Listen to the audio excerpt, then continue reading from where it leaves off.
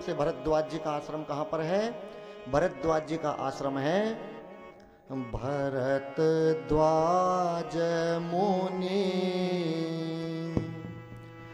बसहि कहाँ?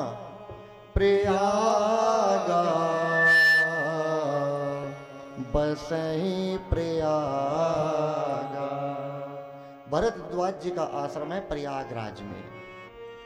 वहीं से भरद्वाज जी ने भरत जी को विदा किया था।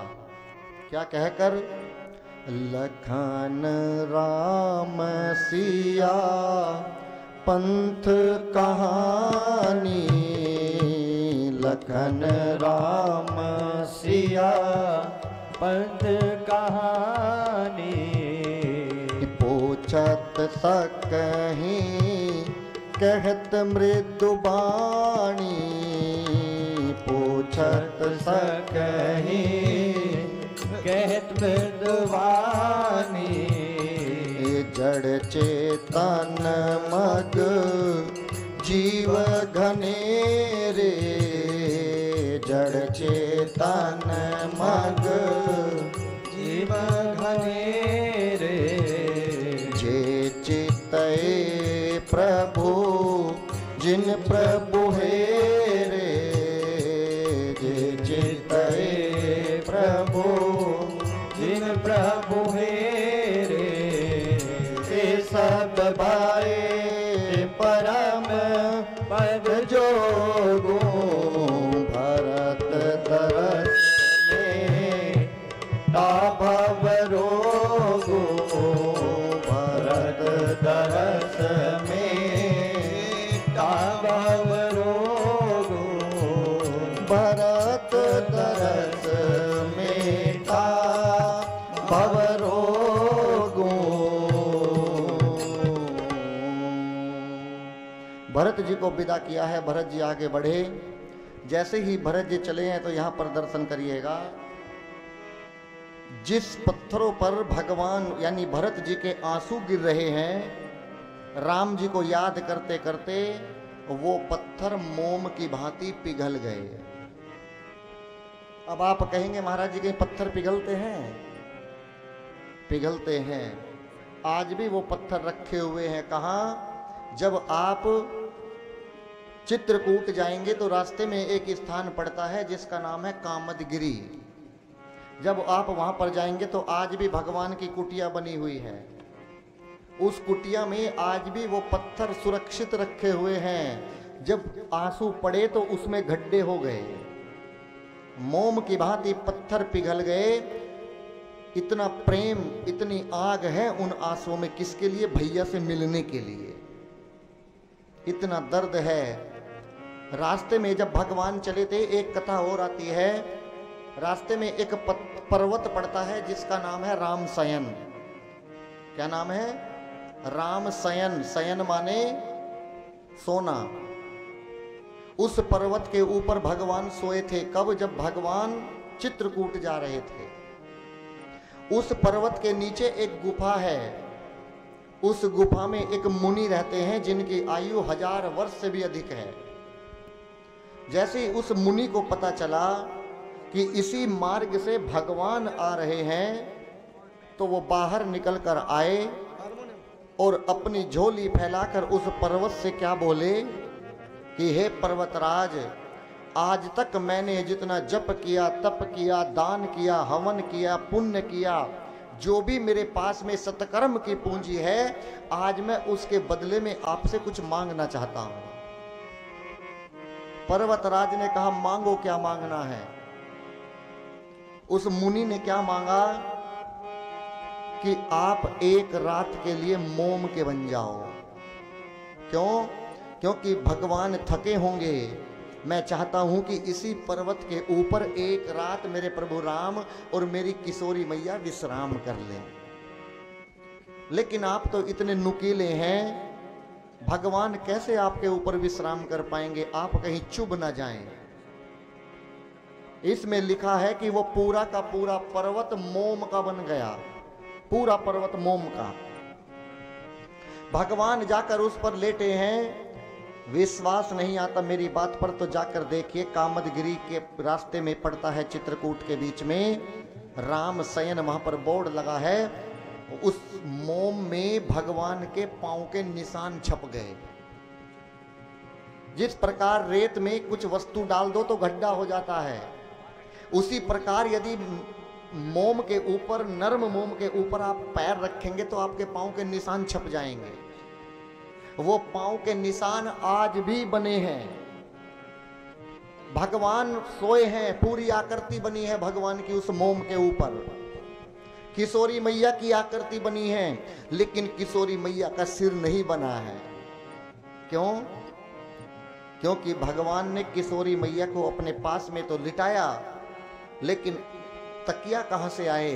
भगवान ने अपने सिर के ऊपर, अपने हाथ के ऊपर सर रखा और अपने हाथ को ही तकिया बना लिया। पूरी आकृति बनी है। राम शयन उस पर्वत का नाम है। एक बार अवश्य देख कर आइए। भरत जी चले, जिस गांव के लोग मिले, भरत जी ने, गांव के लोगों ने कहा कि वो देखो कितने सुंदर जा रहे हैं। किसी ने कहा हम जानते हैं ये वही है जो कल जा रहे थे। किसी ने कहा ये वे नहीं हैं। क्यों? अरे वे तो केवल 3 थे, ये तो बहुत से हैं, ये तो बहुत लोग हैं, ये वो नहीं हैं। किसी ने कहा ये जरूर उनके भाई हैं, वो रूस कर, घर से लड़कर झगड़ कर रूस कर घर से माता पिता से निकले होंगे और ये उन्हें मनाने जा रहे होंगे। सब ने भरत जी को रोकना चाहा, खिलाना चाहा, पिलाना चाहा, लेकिन भरत जी को तो बस एक वैराग्य है। क्या?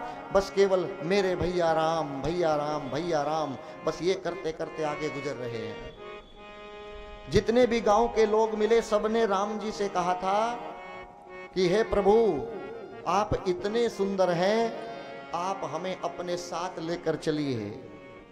भगवान ने मना कर दिया था, लेकिन भरत जी ने किसी को मना नहीं किया। भरत जी ने कहा आप सब लोग मेरे साथ चलिए, दर्शन करिएगा। मैंने कल की कथा में भी कहा था, साधु कौन? वही साधु होता है जो दूसरों का हाथ पकड़कर और भगवान के चरणों में जाकर लगा देता है, वही साधु है। भरत जी हर प्रकार से साधु हैं। राजगद्दी को ठोकर मार दिए भरत जी, नंगे पांव भैया को ढूंढने जा रहे हैं। कौन भाई के लिए भाई करेगा? कोई नहीं कर सकता। भरत जी आगे बढ़े, भरत जी चित्रकूट में पहुंचे हैं। इसी बीच में इंद्र देवता घबरा गए। जो देवताओं के राजा हैं, कौन? इंद्र। इंद्र देवता घबरा गए और पहुंचे किसके पास? अपने गुरु बृहस्पति के पास। गुरु बृहस्पति से जाकर बोले, गुरुवर आज मैं आपसे, आपका शिष्य कुछ मांगने आया है। बोले मांगिए इंद्र, क्या मांगना है? बोले कि गुरुवर, किसी भी प्रकार से राम जी और भरत जी की भेंट ना हो जाए, इसे रोक दीजिए। दोनों भाइयों में एक आग सी लग रही है मिलने के लिए, और कोई बीच में ये कह रहा है कि इन्हें मिलने ना दे। अगर दोनों को मिलने से रोक दिया तो ये धरती फट जाएगी, आकाश जमीन पर गिर पड़ेगा। इंद्र ने कहा कि इन्हें रोकिए। बृहस्पति ने कहा क्यों रोकूं? कहा कि राम जी ने आज तक भरत की बात नहीं गिराई है। यदि एक बार भी भरत ने ये कह दिया कि भैया आप अयोध्या चलो, तो राम जी अयोध्या चले जाएंगे। फिर बताइए रावण को कौन मारेगा? राक्षसों को कौन मारेगा? कौन सबरी को कौन दर्शन देगा? इसलिए आप इनकी भेंट रोक दीजिए। इंद्र ने कहा। ये जवाब सुनकर गुरु जी क्या बोले बृहस्पति कि यदि तुम भगवान के प्रति अपराध करोगे तो तुम्हें भगवान क्षमा कर सकते हैं, यदि भगवान के भक्त के प्रति अपराध करोगे तो भगवान तुम्हें क्षमा नहीं, तुम्हें मार देंगे। भरत जी भाई बाद में है, पहले भगवान के भक्त हैं, पहले भक्त हैं भगवान के। तुम क्या चाहते हो? केवल भरत ही राम जी से मिलना चाहते हैं? बोले हाँ। कि गलत, ये पूरा जग कहता है कि भरत ही राम से मिलना चाहते हैं। नहीं, राम भी भरत जी से मिलना चाहते हैं। ये पूरी दुनिया किसको जपती है? पूरा संसार राम को जपता है, लेकिन राम जी चित्रकूट में बैठकर किसको जपते हैं? भरत भरत जपते हैं। चौपाई का दर्शन करिएगा। भरत सरिस को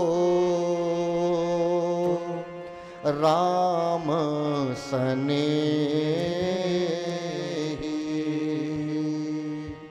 ये जग जप राम पर राम जप जेही। पूरा जगत राम को जपता है, लेकिन राम जी भरत जी को जपते हैं। ये अपराध मत कर देना, नहीं तो राम से बचोगे नहीं, राम जी तुम्हें मार देंगे। भरत जी आगे बढ़े। भरत जी जैसे आगे बढ़े हैं तो भरत जी बैठ गए और कौशल्या माँ के चरणों में बैठकर बोले, माँ अब मैं आगे नहीं जाऊंगा। क्यों? मैंने अपने भैया को बहुत दुड़ा लिया है, मेरे भैया बहुत पैदल चल चुके हैं, अब मैं एक कदम भी अपने भैया को पैदल नहीं चलाना चाहता। क्यों? मुझ पापी के कारण मेरा मुख देखने के बाद भैया सोचेंगे कि पापी ने पहले तो घर से निकाला और अब क्या लेने आया है। कहीं भैया बिना कुछ सोचे समझे मुझे देखकर आगे ना बढ़ने लगे, इसलिए मैं वापस अयोध्या जाना चाहता हूँ। भरत जी अयोध्या की तरफ चले। माँ ने हाथ पकड़ा, सुमंत जी आए। भरत जी ने क्या कहा कि हे माँ, जब जब याद पड़े रघुराई, जब जब याद पड़े रघुराई, जब जब याद पड़े रघुराई, जब जब याद पड़े रघुराई, प्राण निकलना चाहे रे माई, प्राण निकलना चाहे रे माई, जब जब याद पड़े रघुराई, जब जब याद पड़े रघुराई।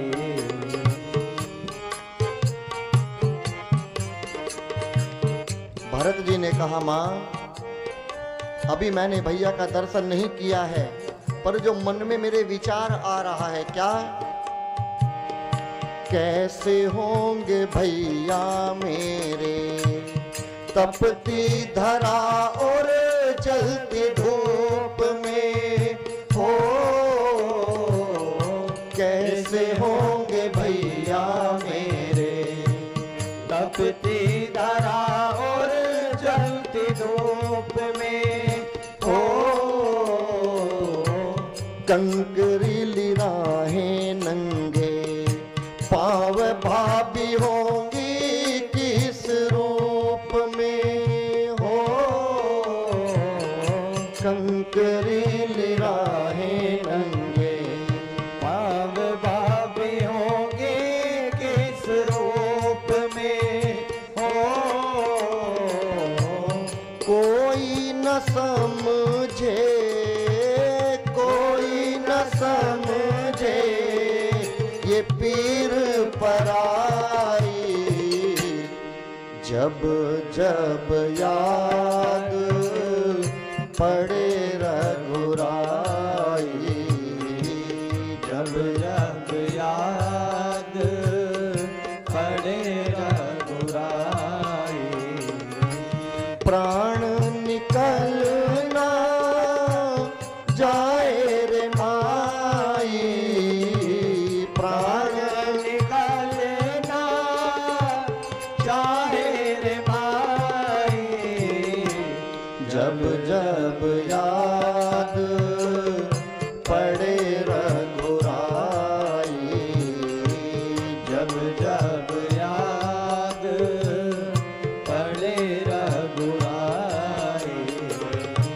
भरत जी बोले, माँ जब मैं अपने भैया से मिलूंगा तो भैया मुझे अपने सीने से तो लगा लेंगे ना, मुझे पहचान तो लेंगे, मुझे ठुकराएंगे तो नहीं। भरत जी ने कहा, डर लगता है भैया मुझे ना कभी भी अपनाएंगे, हो डर लगता है भैया मुझे ना कभी भी अपनाएंगे, ओ अपने हृदय का शीशा कैसे हम निकाल कर दिखाएंगे, हो अपने हृदय का शीशा कैसे हम निकाल कर दिखाएंगे, हो कैसे सहेंगे, कैसे सहेंगे ये लंबी जुदाई, जब जब याद पड़े रघुराई, जब जब याद पड़े रघुराई, प्राण निकलना चाहे रे माई, प्राण निकलना चाहे रे माई, जब जब याद पड़े रघुराई, जब जब याद पड़े रघुराई। भरत जी क्या बोले, माँ कैसे होंगे भैया मेरे ये तपती धरा और जलती धूप में, हो कंकरीली राहें नंगे पाँव भाभी होंगी किस रूप में, किस रूप में होंगी मेरी भाभी।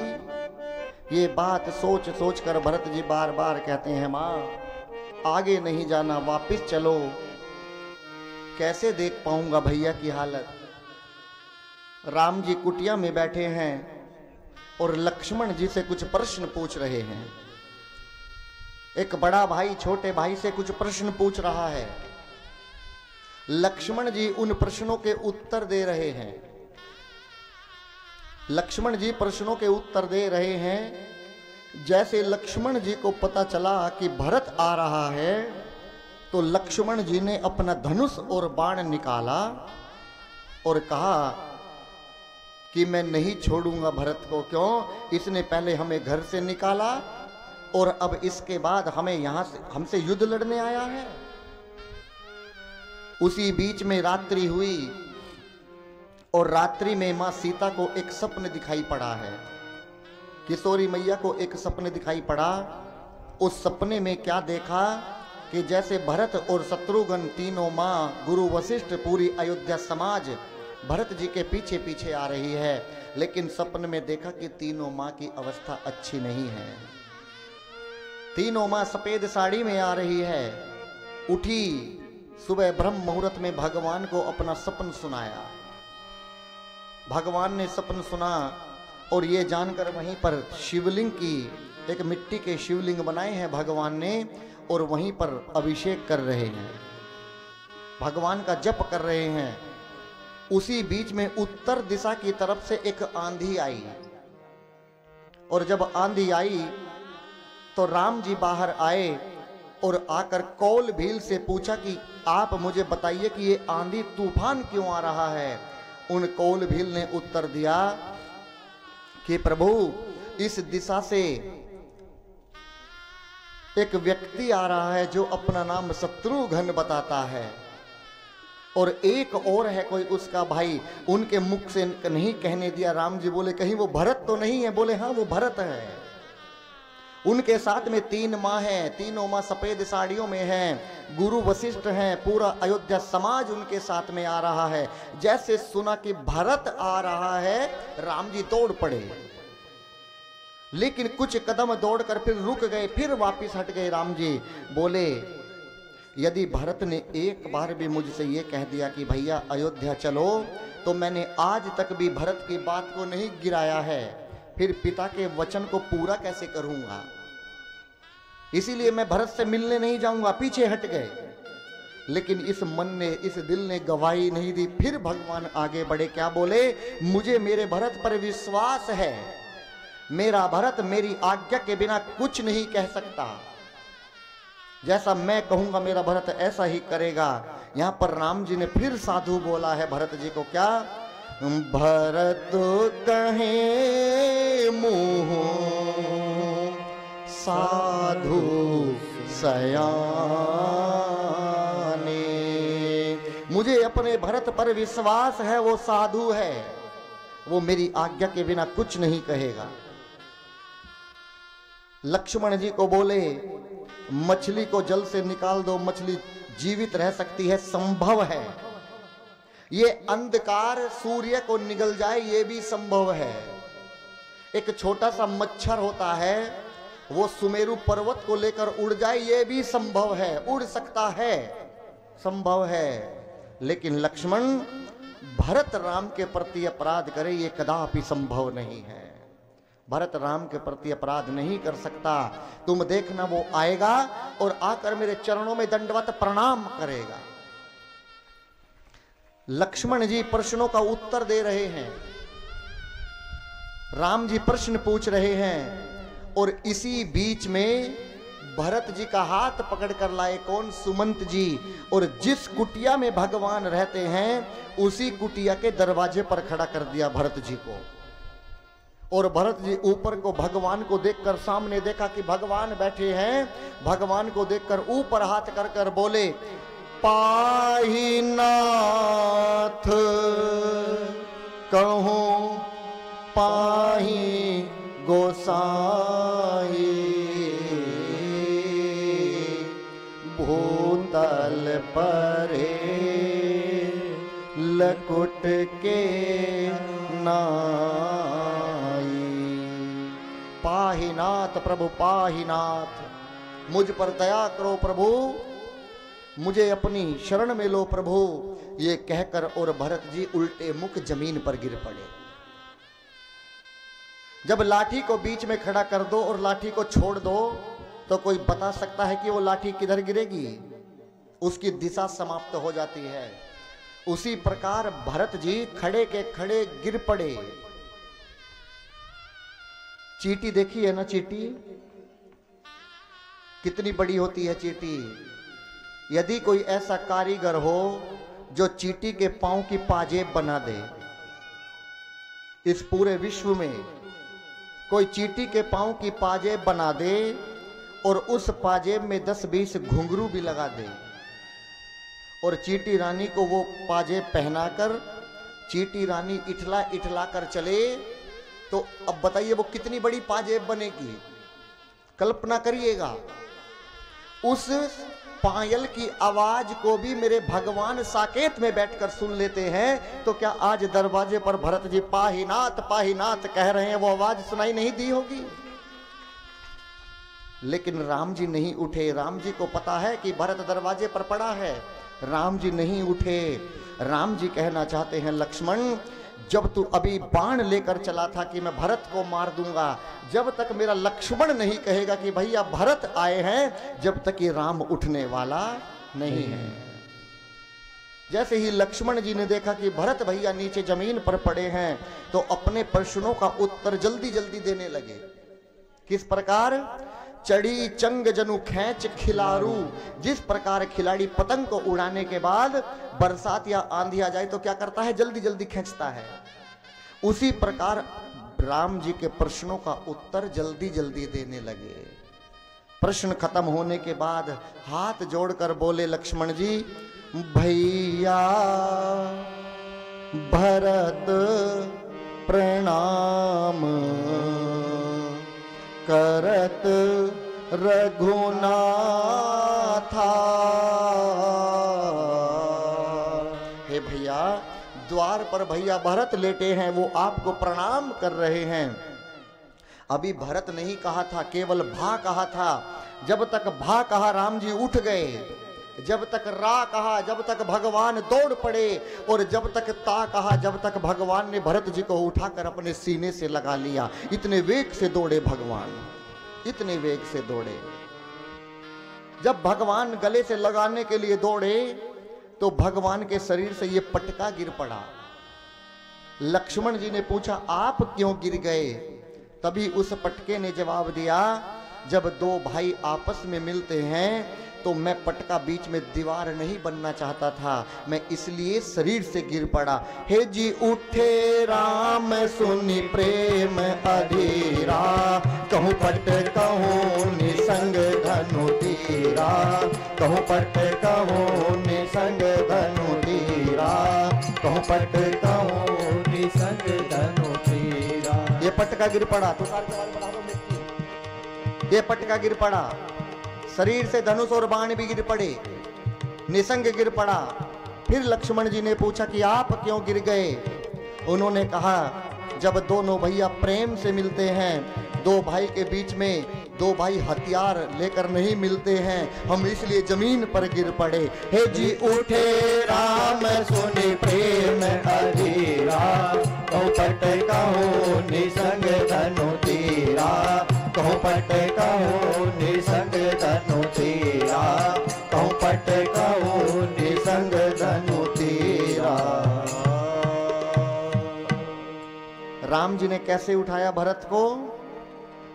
बर बस लिए उठाए उर, लाए कृपा निधान,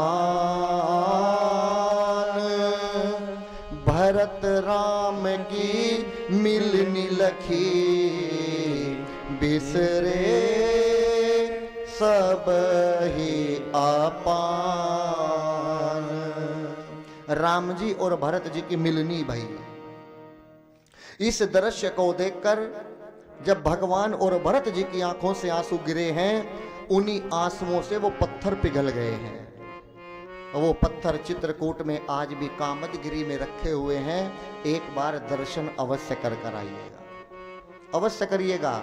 अगले श्वास का भरोसा नहीं, पता नहीं कल क्या हो जाए, एक क्षण में क्या हो जाए, इसीलिए एक बार दर्शन अवश्य कर कर आइए। ये जीवन बार बार नहीं मिलने वाला है, केवल एक बार मिलने वाला है। इसी के बाद में अब चारों भाई एक दूसरे को देखकर रो रहे हैं। भरत जी से मिलने के बाद कोई बताएगा कि राम जी सबसे पहले किससे मिले? बताइए। कैकेयी मां से। प्रथम राम भेटी कैकेयी। यदि किसी की ताई, किसी की चाची भतीजे को एक चांटा लगा दे या बेटे को चांटा लगा दे, बताइए क्या वो बेटा बात करेगा कभी ताई चाची से? मुख भी नहीं देखना पसंद करेगा। लेकिन राम जी को देखिएगा, राम जी को जिसने 14 वर्षों के लिए वनवास के लिए भेजा, राम जी पहले अपनी कौशल्या मां से नहीं मिले, राम जी पहले किससे मिले? कैकेयी मां से मिले। राम जी ने आज तक कौशल्या मां को जननी नहीं कहा है। पूरी राम कथा में जननी ही मां होती है, केवल मां कहा है। लेकिन राम जी के श्री मुख से सुनिएगा वचन, राम जी ने पहली बार कैकेयी जी को जननी कहा है। कब? जब 14 वर्ष का वनवास मांगा था। क्या कहा था राम जी ने? सुन जननी सोई सुत बड़ भागी। कौन पुत्र? जो पीतु मात वचन अनुरागी।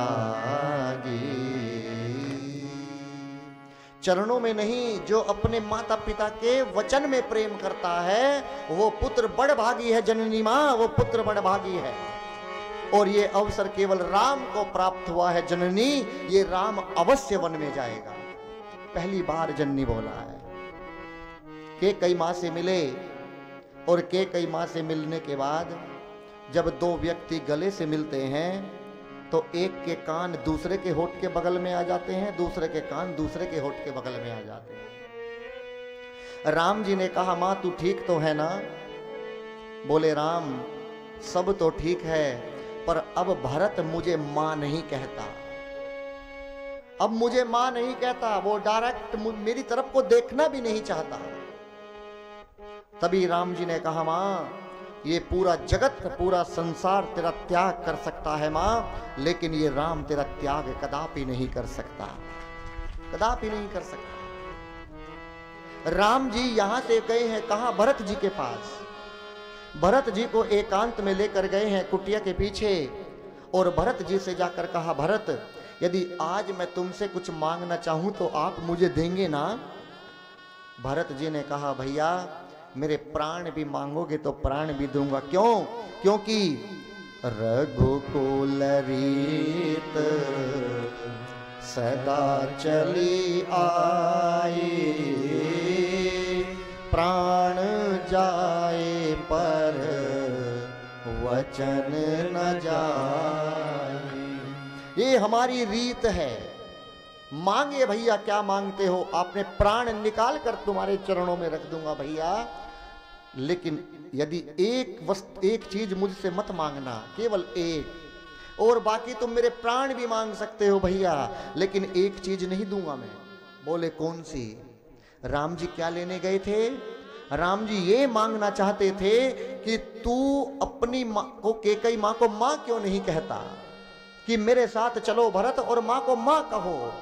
लेकिन भरत जी ने क्लियर कर दिया कि भैया मैं प्राण भी दे दूंगा, लेकिन ये मत मुझसे मांगना कि भरत तू अपनी मां को मां क्यों नहीं कहता। मैं आज के बाद मां नहीं कहूंगा, मां कहलाने के योग्य नहीं है मेरी मां। मुझ पापी के कारण मैं पापी ना तेरी अपनी मां की कोख में आता, ना मैं जन्म लेता, ना इतना बड़ा ये अपराध होता मुझसे। सारा दोष मेरा है, मैं मां नहीं कहूंगा, देखूंगा भी नहीं। राम जी कुछ नहीं बोले, राम जी चुपचाप वापस चले गए। क्यों? जो मांगने आया था वो तो भरत ने पहले ही मना कर दिया। राम जी वापस चले गए।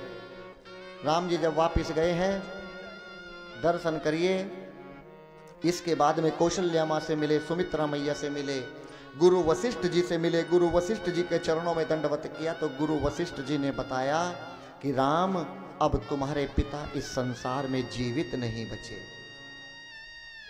जैसे ही राम जी ने ये वाक्य सुना कि मेरे पिता नहीं बचे, राम जी यहां पर बहुत व्याकुल हुए हैं, बहुत रोए हैं। कौशल्या मां की हालत देखकर, कैकेयी मां को देखा, सुमित्रा मैया की साड़ियों को देखकर राम जी बहुत रोए हैं। गुरु वशिष्ठ जी ने कहा, राम जो कर्तव्य तुम्हें करना था कौन सा, कि जो अंतिम संस्कार है वो तुम्हारे हाथों से होना था। दशरथ जी को आप बहुत प्रिय थे, और दशरथ जी ने मरते समय ये भी कहा था कि यदि आप मुझे राम के पास ले जाकर छोड़ दोगे तो मैं प्राण नहीं त्यागूंगा, मुझे राम के पास जाकर छोड़ दो, मुझे राम से मिला दो। लेकिन किसी ने राम से नहीं मिलाया, इसलिए तुम्हारे पिता स्वर्ग सिधार गए। अब यहां पर एक बैठक बिठाई है चित्रकूट में, एक बैठक बैठी है, जिस बैठकी में केवल 3 लोग नहीं है, बाकी सब हैं। कौन? राम जी, सीता जी और लक्ष्मण जी। वो तीनों बाहर हैं। और गुरु वशिष्ठ जी ने जैसे भरत जी को सामने देखा तो भरत जी से क्या बोले? भरत, राजा राम, राम ही राजा है, तुम क्या समझते हो तुम राजा हो? नहीं, आज तक मैंने किसी से नहीं बताया, आज बताता हूं। राम कोई साधारण जीव नहीं है, राम ही जगदीश है, राम ही नारायण है, वही अयोध्या के राजा हैं, वो कहीं पर भी रहे। जैसे राजा राम कहा। अब यहां पर गुरु वशिष्ठ जी ने सोचा कि चलो भरत को थोड़ा अजमा कर देखता हूं, उसकी परीक्षा लेकर देखता हूं क्या इसको राम के वनवास से दुख है या ये झूठ मूठ कर रहा है? गुरु वशिष्ठ जी ने कहा, भरत मैंने एक उपाय सोचा है। बोले क्या गुरु जी? कि मैं सोच रहा हूं कि यदि लक्ष्मण के स्थान पर, राम जी के स्थान पर, सीता जी के स्थान पर यदि तुम और भरत दोनों यहां वन में 14 वर्षों के लिए रह जाओ तो मैं गारंटी लेता हूं मैं राम जी को अयोध्या लेकर चला जाऊंगा। भरत जी आनंद में आ गए, लेकिन आनंद में आने के बाद फिर दुखी होकर बोले कि गुरुजी मैं 14 वर्षों के लिए मैं वन में तो रहूंगा, लेकिन 14 वर्षों के लिए नहीं रहूंगा। बोले तो कब तक रहोगे? कानन करहूं जन्म भरि वासु, जन्म भरि वासु। जब तक इस भरत के शरीर में प्राण है, भरत जब तक वन में रहेगा। क्यों? यदि 14 वर्षों बाद ये पापी फिर अयोध्या गया और मेरी माँ के मन में फिर कुछ आ गया, इस बार तो मेरे पिता गए हैं, भैया वन में गए हैं, इस बार पता नहीं क्या हो जाएगा, कहीं अयोध्या ही ना पलट जाए। इसलिए मैं जब तक मर ना जाऊं जब तक वन में रहूंगा। कानन करहूं जन्म भरि वासु, एहि ते अधिक ना मोर सुपासु।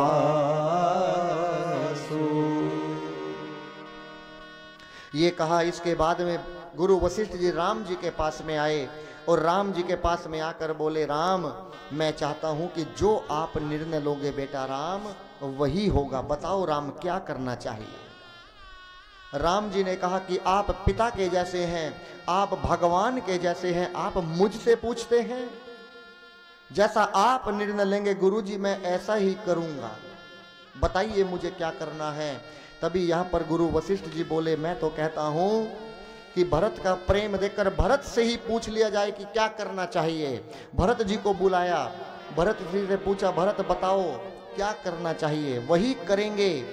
यहां पर राम जी ने कितनी अच्छी बात बोली है वो सुनिए। राम जी ने कहा, भरत रघुकुल की रीत है कि वचन देने के बाद प्राण चले जाए पर वचन नहीं जाते, लेकिन आज ये तुम्हारा बड़ा भैया राम अपने भरत भैया के वचन के सामने अपने पिता के वचन को भी त्याग देगा। यदि तुम कहो कि भैया अयोध्या चलो तो ये राम अयोध्या चला जाएगा। बताओ भरत मुझे क्या करना है? जो कहोगे वही करूंगा। भरत जी ने कहा, भैया मैं कुछ नहीं जानता, आप ही बताएं। मैं तो केवल इतना कहता हूं, क्या जेहि विधि प्रभु प्रसन्न मन हो, जैसे आपका मन प्रसन्न होता हो ऐसे बताइए भैया, मैं वही करूंगा। करुणा सागर कीजिए सोई। हे करुणा सागर, हे करुणा निधान, आप बताइए मुझे क्या करना है। इसी बीच में भरत जी बोले, भैया मैं बताऊं क्या करना है, मैं क्या चाहता हूं। राम जी ने कहा, जल्दी बताओ भरत, वही करूंगा। भरत जी ने कहा, भैया जहां ले चलोगे वहीं मैं चलूंगा। जहां ले चलोगे वहीं मैं चलूंगा। जहां नाथ रख दोगे, जहां नाथ रख दोगे वहीं मैं रहूंगा। जहां ले चलोगे वहीं मैं चलूंगा। जहां ले चलोगे वहीं मैं चलूंगा।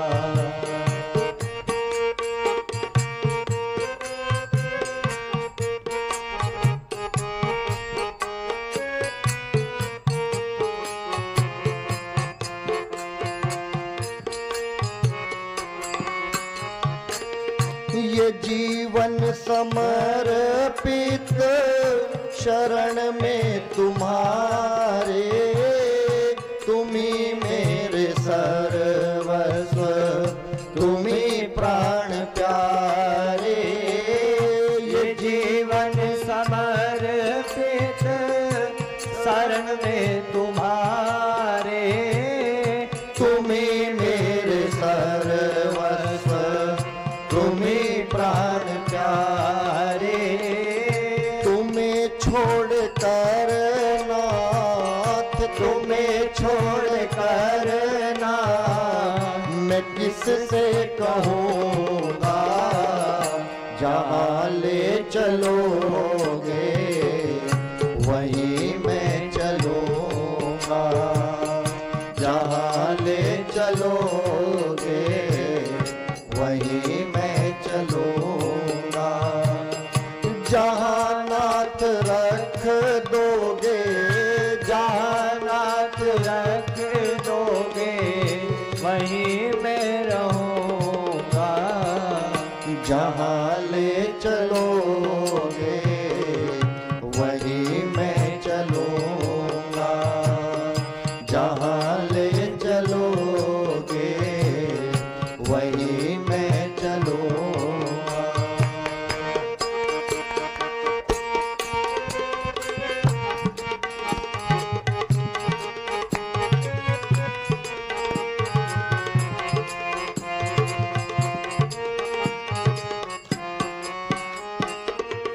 न कोई उलहना, न कोई अर्जी, कर लो करा लो तुम्हारी ही मर्जी। न कोई उलहना, न कोई अर्जी, कर लो करा लो तुम्हारी ही मर्जी। कहना भी होगा तो, कहना भी होगा तो तुम्ही से कहूँगा, जहाँ ले चलोगे वहीं मैं चलूँगा, जहाँ ले चलोगे वहीं मैं चलूँगा। जहाँ नाथ रख दोगे, जहाँ नाथ रख दोगे वहीं मैं रहूँगा, जहाँ ले चलोगे वहीं मैं चलूँगा, जहाँ ले चलोगे वहाँ मैं चलूँगा।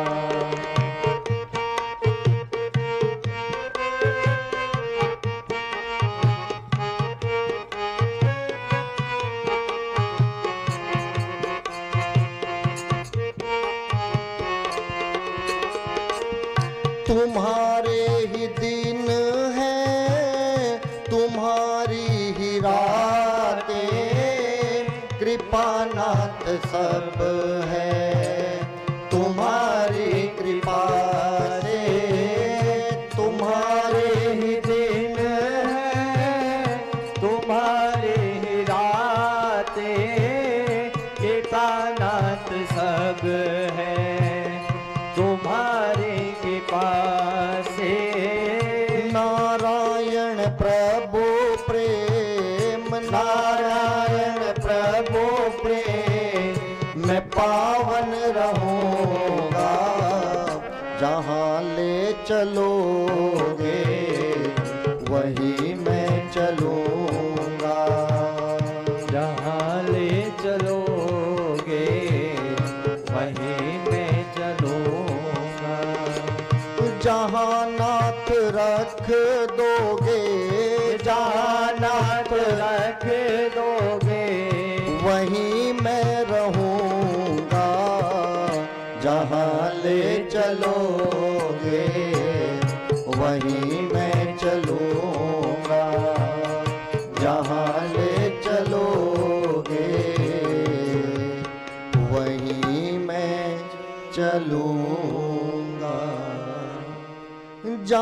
नाथ रख दोगे, जहाँ नाथ रख दोगे, वहीं मैं रहूँगा। जहाँ ले चलोगे, वहीं मैं चलूँगा। भरत जी ने कहा कि भैया जहाँ आप लेकर चलेंगे मैं वहीं चलूँगा। और इसी के बाद में अब जनक जी आ गए। जनक जी और सुनैना मैया दोनों आए हैं। आकर दोनों को सुंदर सा आसन दिए और यहाँ पर दर्शन करिएगा। कौशल्या माँ ने सुनैना मैया को देखकर आज क्या पूछा कि बहन आज मैं तुमसे कुछ पूछना चाहती हूँ।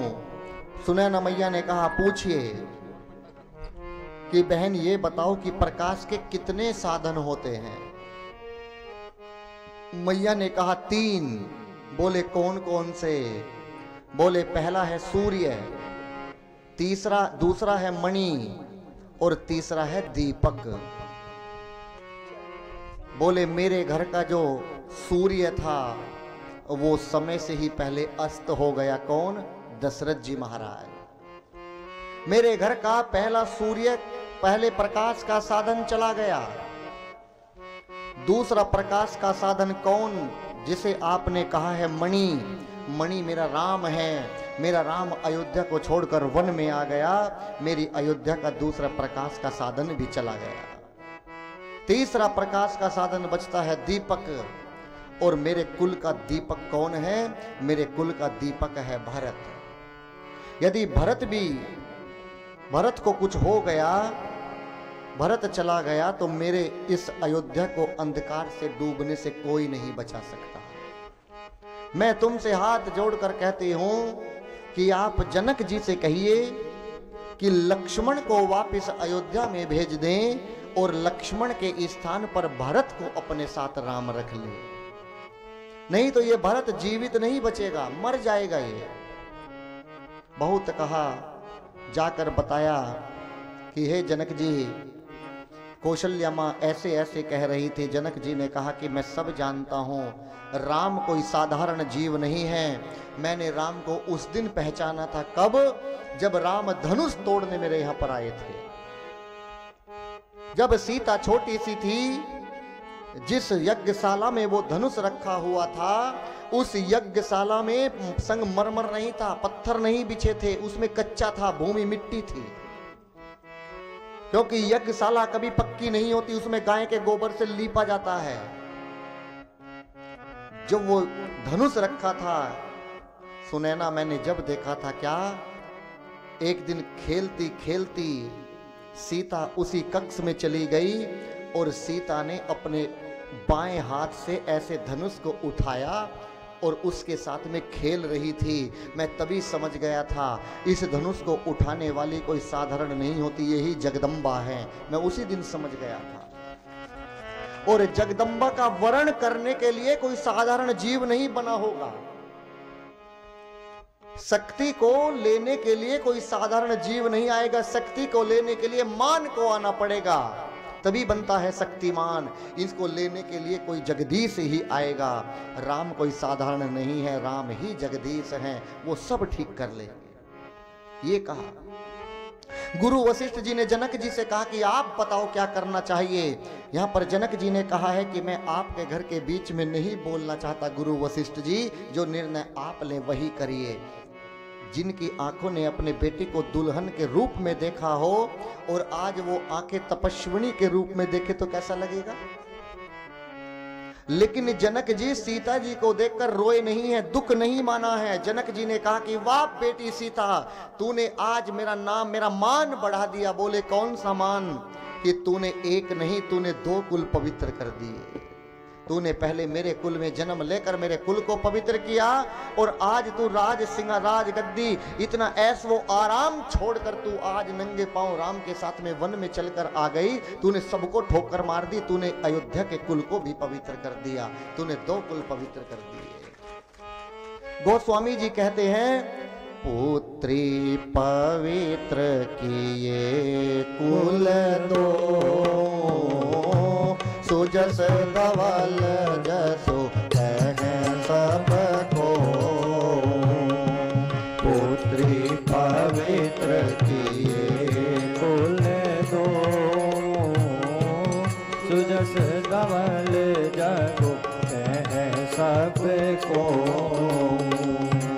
जिति सुर सरि कीरति सरि तोरी, गवन हुकीन विधि अंध करोरी। जिति सुर सरि कीरति सरि तोरी, गवन हुकीन विधि अंध करोरी। गग अवनी तल तीन बड़े रे, गग अवनी तल तीन बड़े रे। यही की साधु समाज घने रे, यही की साधु समाज घने रे। सीताराम राम राम सीताराम राम राम सीताराम राम राम सीताराम राम राम सीताराम राम राम सीताराम राम राम सीताराम राम राम सीताराम राम राम। हरे राम राम राम हरे राम राम राम हरे राम राम राम हरे राम राम राम। हरे राम राम राम हरे राम राम राम हरे राम राम राम हरे राम राम। जैसे देखा, इसके बाद में अब राम जी ने कहा कि भरत, आज हम दोनों भाई बंटवारा करेंगे। जैसे ही बंटवारे का नाम सुना, यहां पर दर्शन करिए, भरत जी चिंता में डूब गए। बोले राजगद्दी को मैं भी ठोकर मारा, राजगद्दी को भैया भी ठोकर मारे, और आज भैया मुझसे कहते हैं कि बंटवारा करेंगे। ये मुझसे धन का बंटवारा करना चाहते हैं। बंटवारे का नाम सुनते ही जिस प्रकार सबके घर में क्या होता है, भरत जी के मन में क्या आया। भरत जी ने कहा, भैया आप मुझसे बंटवारा करेंगे? बोले बंटवारा तो करेंगे, लेकिन आज हम दोनों भाई अपनी संपत्ति का नहीं, आज हम दोनों भाई अपनी विपत्ति का बंटवारा करेंगे। दोनों ने विपत्ति बांटी है। यदि दो भाई बंटवारा भी करें तो अपनी संपत्ति का नहीं, दोनों भाइयों को अपनी विपत्ति का बंटवारा करना चाहिए। एक दो भाई रहते थे। एक छोटा भाई एक दिन अपने छत पर खड़ा हुआ ब्रश कर रहा था। बड़ा भाई बगीचे से दो आम लेकर आ रहा था। जैसे ही उसने नीचे देखा ऊपर वाले ने कि भैया आ रहे हैं, और भैया के हाथ में दो आम हैं। एक हाथ में छोटा आम था और एक हाथ में बड़ा आम था। अब उन दोनों भाइयों को एक एक बेटा भी था। जैसे ही उसके बेटे ने देखा, सोचा रे पिताजी आ रहे हैं, आम हाथ में है, आम खाने को मिलेगा। एक तरफ भतीजा था, भतीजे ने सोचा ताऊ जी आम लेकर आ रहे हैं। देखिए, ताऊ जी के नाम पर एक बात याद आई, बुरा मत मानिएगा, कड़वी बात बोल रहा हूं। आजकल ताऊ और चाचा कहना खत्म हो गया है। आजकल छोटे पापा और बड़े पापा आ गए हैं। आप ही बताइए, चलो बिल्कुल सच बताइए, क्या ये सही है? नहीं है ना? कैसे होते हैं छोटे पापा? बड़े पापा, छोटे पापा, यदि आपके घर में भी ऐसा होता हो तो हाथ जोड़ के प्रार्थना, इसे बंद कर दीजिए। ताऊ कभी बड़े पापा नहीं हो सकते, ताऊ ताऊ ही रहेंगे। जो उन्हें ताऊ शब्द सुनने में आनंद आएगा, बड़े पापा सुनने में आनंद नहीं आएगा, याद रखना। चाचा को चाचा ही कहकर बच्चे बोले, अंकल कहकर ना बोले, छोटे पापा कहकर ना बोले। जैसे ही उस बेटे ने देखा तो क्या देखा कि ताऊ जी आ रहे हैं, क्या लेकर? आम लेकर आ रहे हैं। उस व्यक्ति ने क्या किया, जिस हाथ में बड़ा आम था उस तरफ उसका भतीजा आ रहा था, और जिस तरफ छोटा आम था उस तरफ उसका बेटा आ रहा था। मन में विचार किया कि यदि ऐसे ही आम दे दूंगा तो मेरे बेटे पर छोटा आम चला जाएगा। अब जैसे दोनों बच्चे पास में आए तो उसने हाथों को ऐसे कर दिया और ऐसे आम दे दिए। उसका छोटा भाई ऊपर से सब देख रहा था। जैसे भाई ने देखा कि मेरे बेटे को छोटा आम दे दिया, बेटा भाई नीचे उतरा, एक पत्र लिखा, और उस पत्र में क्या लिखा कि भैया मैं 10 दिन के लिए बाहर जा रहा हूं, 10 दिन बाद घर वापसी करूंगा। मैं चाहता हूं जब तक मैं वापसी आऊं, जो आपको अच्छा लगे, उचित लगे, आप मेरा हिस्सा बांट देना। मेरे घर में दीवार निकाल देना, अब मुझे आपके साथ में नहीं रहना है। 15 दिन बीत गए, बड़ा भाई ये नहीं सोच पाया कि मैंने अपराध क्या किया है। छोटे भाई ने आकर बताया कि आपने ये अपराध किया है भैया। तो ये कथा कहती है कि यदि बंटवारा ही करना है तो संपत्ति का नहीं, अपनी विपत्ति का बंटवारा करना चाहिए। एक छोटे से आम के कारण कितना अंतर होगा, 20 ग्राम 50 ग्राम का, एक छोटे से आम के चक्कर में दोनों भाइयों का बंटवारा हो गया। लड़कर मर जाते हैं भाई भाई। विपत्ति का नहीं, संपत्ति का बंटवारा करिए। राम जी ने कहा बाटी विपत्ति सब ही मोहि भाई। क्या बाटा कि भरत तुम ही अवधि भरी में बड़ी कठिनाई। इस सारी कठिनाई को तुम्हारा भैया झेलेगा। मैं चाहता हूं भरत तुम अयोध्या जाकर राजा बन जाओ। तुम जैसे साधु की अयोध्या को आवश्यकता है, आप अयोध्या जाओ। भरत जी ने कहा कि मैं अयोध्या तो अवश्य जाऊंगा, लेकिन यदि आप मुझे प्रेम से भेजेंगे, प्रेम से कहकर भेजेंगे कि भरत अयोध्या चले जाओ, तो मैं 14 वर्षों तक कार्य नहीं कर पाऊंगा। क्यों नहीं कर पाऊंगा? क्योंकि आपने मुझे प्रेम से भेजा है। पहले मैं आपको राजा बनाऊंगा, आपका यहीं पर अभिषेक करूंगा, फिर मुझे आप प्यार में मत कहना कि अयोध्या चले जाओ भरत, आप मुझे नीति के अनुसार कहना कि एक राजा कह रहा है, राजा की आज्ञा है कि अयोध्या जाओ और अयोध्या की देख रेख रखना 14 वर्षों तक, तब ये भरत कार्य कर पाएगा। राम जी ने कहा नहीं भरत, यहां पर मेरा अभिषेक नहीं होगा। जो तुम सामग्री लेकर आए हो, 14 वर्षों बाद इसी सामग्री से मेरा अभिषेक होगा। उसी सामग्री को सुरक्षित रखवाया गया। किसके पास? अत्रि मुनि को दिया गया। अत्रि मुनि को दिया गया। चित्रकूट मार्ग में एक जगह पड़ती है जिसका नाम है बांधा। वहीं पर एक कूप है। उस ही कूप में उस सामग्री को पोटली में बांधकर सुरक्षित रखा गया। कहा कि जब 14 वर्षों बाद यहां से जाएंगे तो इसी सामग्री को वापस लेकर जाएंगे और इसी से मेरा अभिषेक होगा। उसी दिन से राम जी ने कहा कि आज से इस कूप का नाम भरत कूप होगा। ये राम जी के वचन हैं कि आज से इस कूप का नाम भरत कूप होगा। और जो भी व्यक्ति इस कूप में आकर इसका जल निकालकर अपने ऊपर ऐसे छिड़केगा, इसका स्नान करेगा, इसका चरणामृत पिए, इसका जल पिएगा, आचमन करेगा, ये राम जी के मुख से वचन कहे गए हैं, उसे चारों धाम सारे तीर्थ के स्नान का फल प्राप्त हो जाएगा। राम जी ने कहा है एक बार अवश्य जाइए उस भरत कूप पर स्नान कर कर आइए। बहुत लोग जाते हैं, आज भी वो कूप है। अब भरत जी ने हाथ जोड़कर कहा है भैया अब गोसाई मोही देहूं रजाई सेवो